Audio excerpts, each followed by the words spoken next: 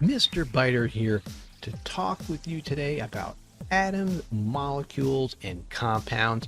We'll also talk about extended structures too. First, let's go over some of the basics. Matter is anything that has mass and takes up space.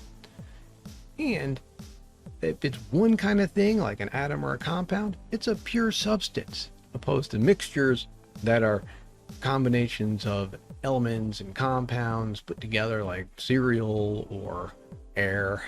Those are mixtures. Now, pure substances, elements and compounds, we break them down. Elements, simplest form. Elements are types of atoms. Atoms themselves, of course, have a structure made up of even smaller things. And one of those small things that it has is a proton. And if we count the number of protons, it'll tell us where it is on the periodic table. And the periodic table of elements is arranged in increasing atomic number or increasing number of protons. The more protons it has, the higher the atomic number. So hydrogen has 1 proton, etc.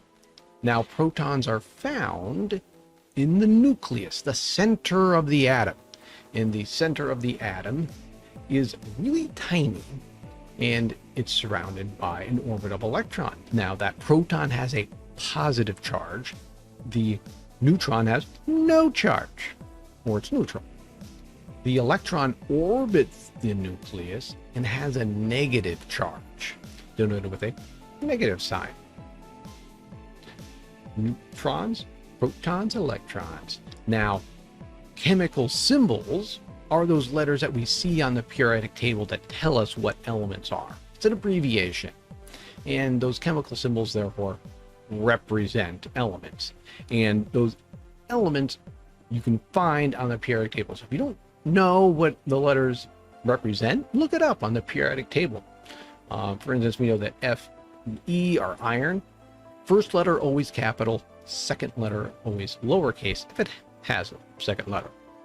Chemical formulas are a representation of the molecule. And that molecule, that formula will have symbols and it will have numbers. That number after the symbol, that subscript, tells you how many of that element there are. So for instance, H2SO4, sulfuric acid, has an H, has a 2 after it. That means that you have 2 hydrogens, you have 1 sulfur, 4 oxygens, for a total of 7 atoms. Now, molecules and compounds, that term is sometimes used interchangeably, often used so correctly. Molecules can be the same or different elements. So you could have something like O2, oxygen is a molecule, and you could have H2, a molecule, but compounds are always different elements. Just like a compound word has 2 different words in it, well, a chemical compound has 2 different elements or more. Water, carbon dioxide, methane, those are all molecules and are compounds. So the terms can be used interchangeably sometimes. So molecules have to be able to be modeled. We have to kind of visualize them. We can't often see these molecules. And so we make models, all kinds of different models. This is a stick and ball model. And the stick and ball model generally has, well, the balls that represent the elements, the atoms that are present, and the sticks, the lines that represent the chemical bonds that are joining those atoms together. In this case, water, H2O, we have 2 hydrogens and 1 oxygen being represented by different colored spheres. Speaking of spheres, the space filling model, you don't see those chemical bonds, but it's understood that they're there. And that space filling kind of shows where those electrons are surrounding the atom and showing a better representation. Now, electrons may be surrounding it, but most of it's still empty space. It is still empty space. Now, we also have a chemical formula model. This is one of the more common ones that you will see because we use it when drawing on paper. But you'll also see this in many formats. But also notice that those H's are always a little bit lower than the O, which is raised up a little bit. This shows how the molecules are arranged.